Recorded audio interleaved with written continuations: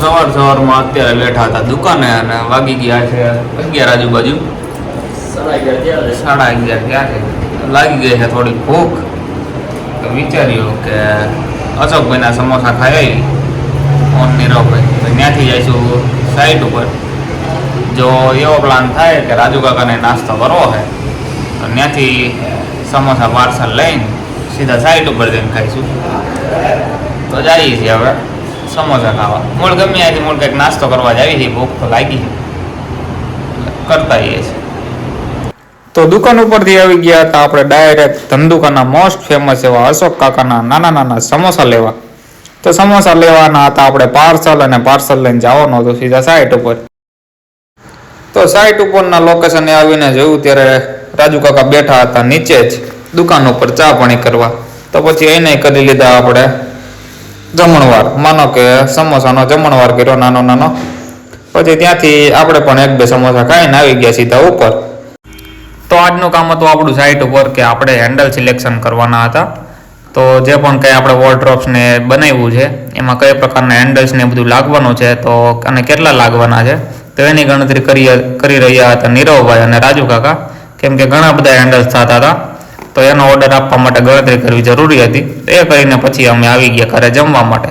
ઘરે જમવા આવતા હતા ત્યારે રસ્તામાં આવી ગયું પાણી, તો પાણીને પસાર કરીને પછી જમી લીધું.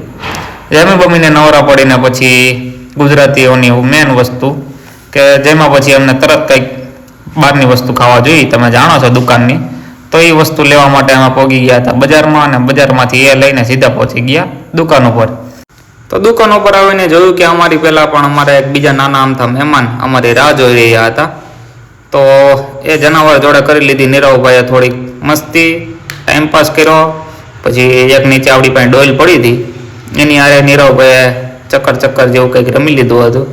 પછી કૂતરાના મનમાં એમ હતું કે આપણે મારી લઈ અહીંથી થેકડો, પણ એની ફાટતી બહુ હતી. કેમ કે હાઈટ જોઈને તો એને કડીક ડિહાઇડ્રેશન જેવું થઈ ગયું હતું. પછી એનાથી ભેગું થયું નહીં, એટલે પછી એને ઘરે મોકલી દીધું હતું આપણે.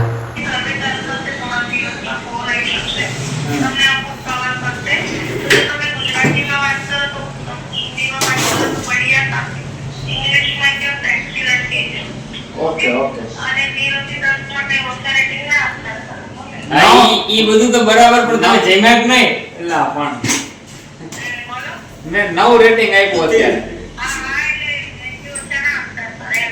હા પણ તમે જમ્યા જ નહીં, જવાબ તો આપો. તમે એમને પૂછો કે 9 હું કામ આપ્યા.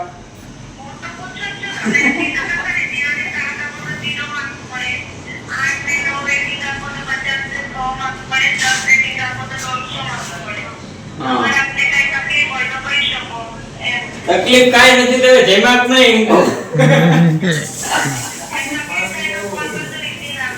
ઓકે આને જવાબ આપજો ને, તમે જમ્યા જ નહીં એનો પતા તો એટલે જમ્યા જ નહીં કરીશું. ઓકે સર આમલ દે છે ઇગ્નોર માર. તો અમે જઈ રહ્યા છીએ અત્યારે ઘરે. વાગ્યા છે 5:15. એમાં એવું છે કે નીરવભાઈને જવાનું છે અમદાવાદ હમણાં 6ની ટ્રેનમાં. તો આજે દુકાન થોડીક વહેલા બંધ કરી દઈએ છીએ. તો ઘર બાજુ જઈને ચા પાણી કરીને નીકળી જઈશું રેલવે સ્ટેશન જવાનું. નીરવભાઈ આજનો દિવસ જાય છે અમદાવાદ.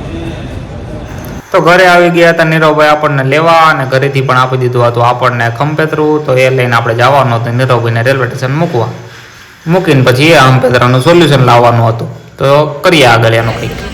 તો બેસી ગયા છીએ ટ્રેનમાં.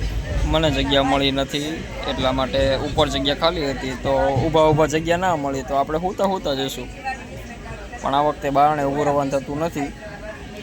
જોઈ શકો છો ટ્રેનમાં ભીડ છે, એટલે ઉપર હોઈ ગયા છે અને માથે ઠેલો મૂકી દીધો હશે. પંખા ચાલુ કરાયા નથી કેમ કે ઠંડીનો માહોલ છે.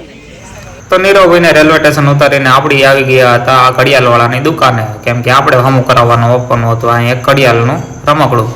એ આપીને પછી જમે બમીને રાતે નવરા પડીને આવી ગયા હતા નીરવભાઈના ઘરે એમનું બાઇક દેવા. કેમ કે એમને જ્યારે મેકીને આવ્યા હતા ત્યારથી એમનું બાઇક આપણા જોડે જતું. તો આવીને જોયું તો એમના ઘરે આ કૂતરીના નાના 8-10 જેવા બચ્ચા હતા.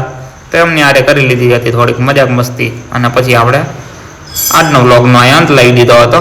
મળીએ બીજા વ્લોગમાં.